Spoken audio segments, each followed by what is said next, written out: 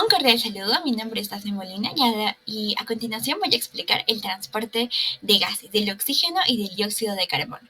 En primer lugar, vamos a recordar cómo sucede la difusión de gases tanto en el pulmón como en los tejidos. En primer lugar, el pulmón tiene la presión alveolar de oxígeno de 103 milímetros de mercurio y la presión venosa del oxígeno es de 40 milímetros de mercurio, haciendo que el oxígeno se difunda desde el alveolo hacia las, hacia las arterias, hacia los vasos sanguíneos. Esta difusión se debe a la diferencia entre las presiones de gases que hay, desde una presión mayor hasta una presión menor. Lo mismo sucede con la presión alveolar del dióxido de carbono, que es de 40 milímetros de mercurio, y la presión venosa del dióxido de carbono, que es de 45 milímetros de mercurio. Como es una diferencia de presiones, y este es mayor y este es menor, entonces el dióxido de carbono va a difundir desde los vasos sanguíneos hasta el alveolo, ¿no? Desde los capilares. Pero, ¿qué ocurre aquí? Que la presión arterial, recordemos, es de 97 milímetros de mercurio.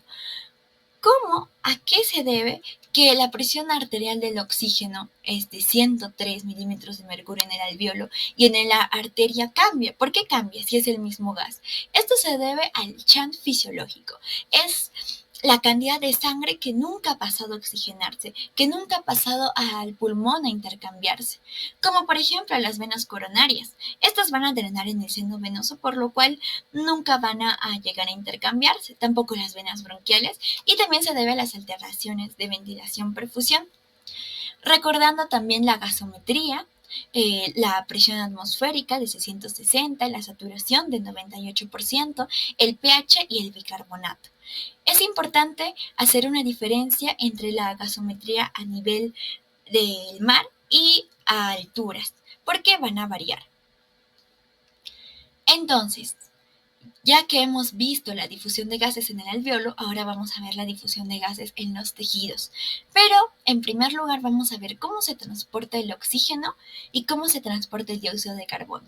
Un 97% del oxígeno se transporta por medio de la hemoglobina, denominada oxihemoglobina, y un 3% se va a transportar disuelto.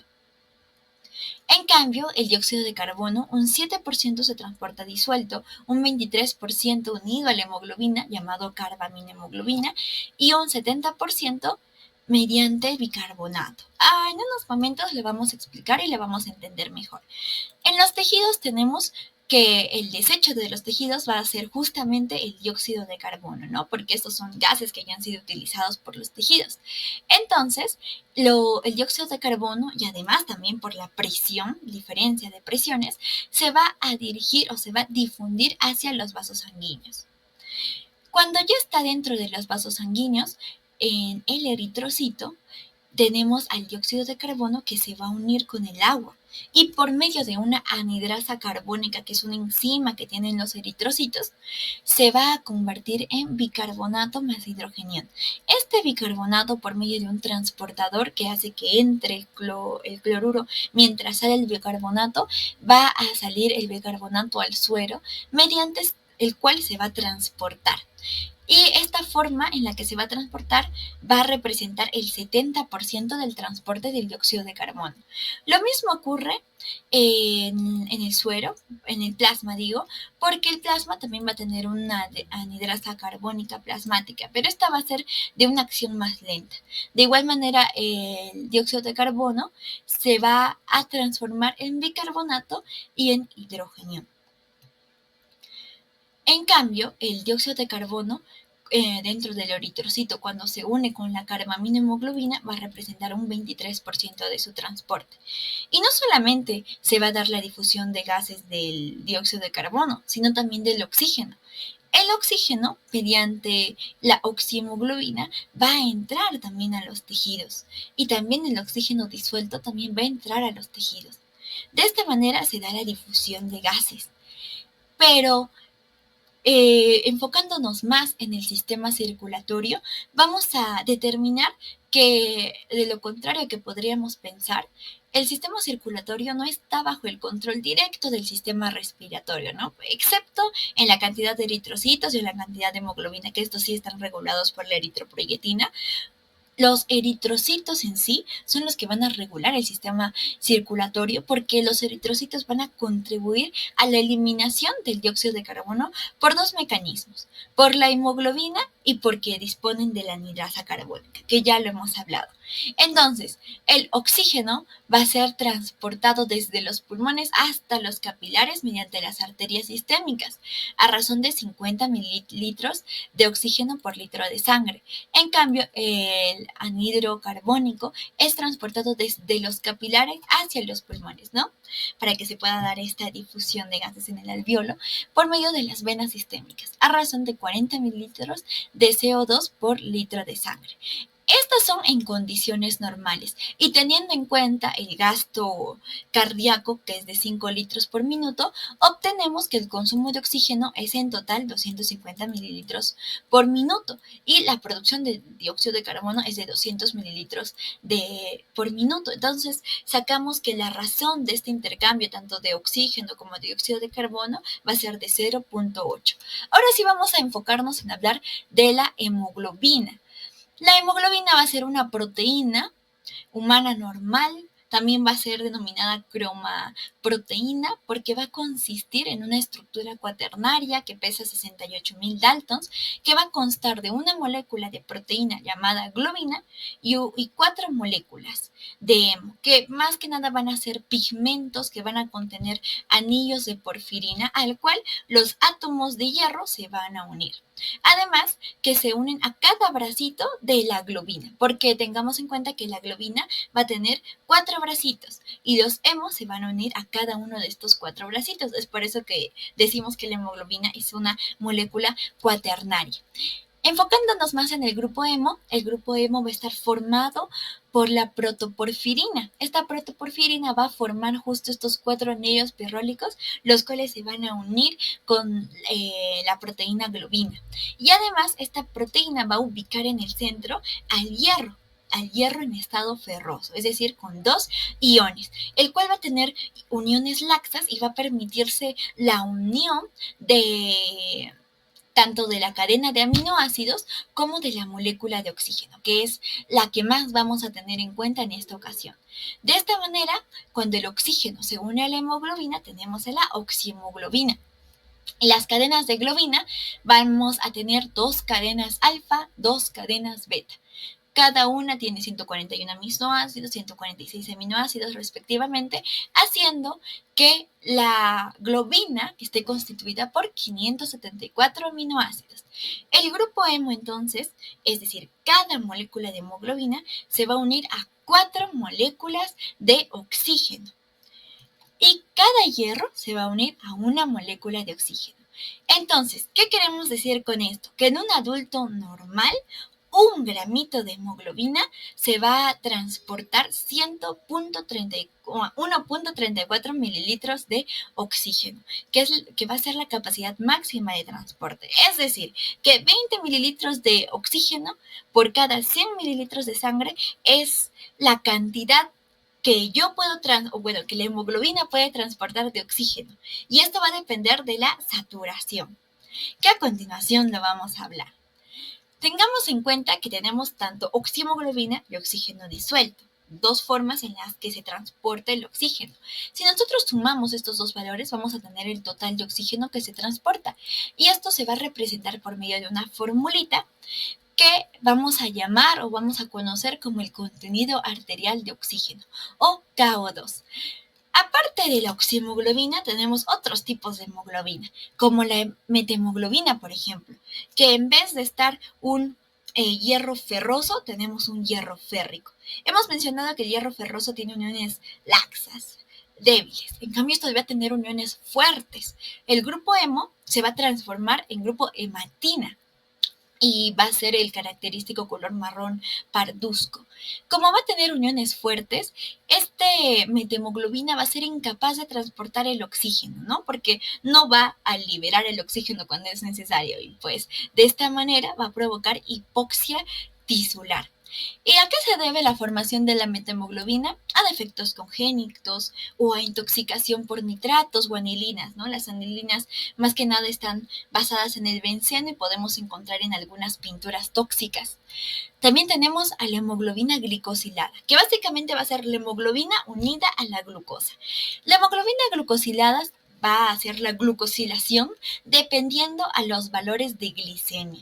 Es por eso que en pacientes diabéticos nos va a brindar una información sobre la media de glicemia que ha ido o que se ha ido registrando en 2 meses y medio atrás. ¿Por qué 2 meses y medio atrás? Porque esta es la cantidad o los días que viven el eritrocito, que es de 120 días. Por eso es que como esta unión de la glucosa con la hemoglobina es irreversible, va a estar unida toda la vida del eritrocito. Es por eso que utilizamos esta hemoglobina glicosilada para determinar la glicemia en los pacientes diabéticos. Y ahora las hemoglobinas que transportan dióxido de carbono o monóxido de carbono son las siguientes. La carboxihemoglobina va a transportar, o bueno, va a ser la hemoglobina unida con el monóxido de carbono. Estos van a tener un color rojo cereza, lo que va a dar una tinción rojiza a los tejidos. Va a provocar hipoxia tisular. ¿Por qué? Porque el monóxido de carbono va a tener mucha afinidad con la hemoglobina. Va a tener 200 veces más afinidad que el oxígeno. Y esto va a impedir que el oxígeno se una a la hemoglobina. Entonces, si el oxígeno no se une a la hemoglobina, no va a haber transporte de oxígeno, lo que nos va a provocar hipoxia tisular. La desoxihemoglobina, en cambio, es la hemoglobina sin oxígeno. Más que nada la hemoglobina unida a un hidrogenión. Y la carbamina-hemoglobina es la hemoglobina unida al dióxido de carbono. Y más que nada es un 23% del transporte del dióxido de carbono. También tenemos a sulfiemoglobina, hemoglobina unida al azufre, y la cianhemoglobina, hemoglobina unida a cianuro. El cianuro también desplaza el oxígeno, por lo cual también nos va a dar hipoxia tisular, ¿no? Es tóxico para nosotros. Ahora vamos a hablar de la curva de disociación de la hemoglobina. Esta curva va a representar cuánto de presión de oxígeno va a ser necesario para que se sature la hemoglobina. Entonces, tenemos aquí un valor importante que es la P50, que va a ser la presión de oxígeno en 27 milímetros de mercurio, que nos va a cargar la saturación al 50%.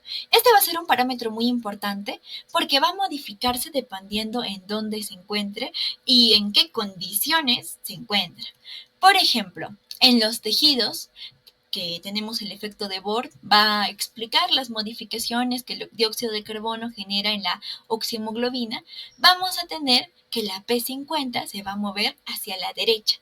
Cuando se mueve hacia la derecha, esto nos quiere decir que se va a requerir una mayor presión de oxígeno para mantener una saturación al 50%. ¿Qué nos quiere decir esto? Que se disminuye la afinidad del oxígeno por la hemoglobina, lo que va a facilitar la liberación de oxígeno por la hemoglobina. Este desplazamiento hacia la derecha va a ser gracias a que aumentan los niveles de dióxido de carbono, aumentan los hidrogeniones y el pH se hace ácido. De esta manera también en altas temperaturas también puede ocurrir este efecto y también cuando aumenta el 2.3 diofosfoglicerato.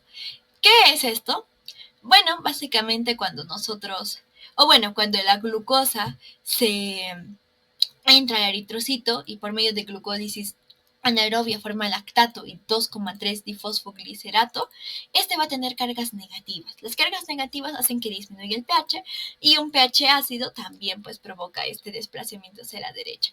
En cambio, en el alveolo tenemos el efecto de Haldane que nos explica las modificaciones que el oxígeno va a generar en la carbaminohemoglobina. ¿Qué nos quiere decir esto? Que el P50 se va a mover más a la izquierda. ¿Por qué? Porque va a requerir menor presión para mantener la saturación del oxígeno a un 50%. Es por eso que va a requerir de una menor afinidad del oxígeno por la hemoglobina. Esto más que nada sucede cuando el pH está alcalino. De esta manera va a facilitar la captación del oxígeno. Es así como explicamos el equilibrio de oxígeno-hemoglobina, que va a depender de la presión parcial del oxígeno, y la presión parcial del oxígeno, pues para aclarar, van a ser las moléculas de oxígeno disuelto que ejercen una presión en los capilares, ¿no? Y esta presión va a ser de 7.5 milímetros de mercurio. A mayor cantidad de moléculas de oxígeno, mayor presión. Y el contenido de oxígeno en un individuo sano, en la costa, por ejemplo, el volumen de oxígeno va a ser de 16 a 20 milímetros por decilitro en la sangre arterial. Y de estos, 0.3 se encuentran disueltos y el resto pues va a estar ligado químicamente a la hemoglobina. Lo que ya hemos explicado por porcentajes, pero mediante un ejemplo. Y esto sería todo. Muchas gracias.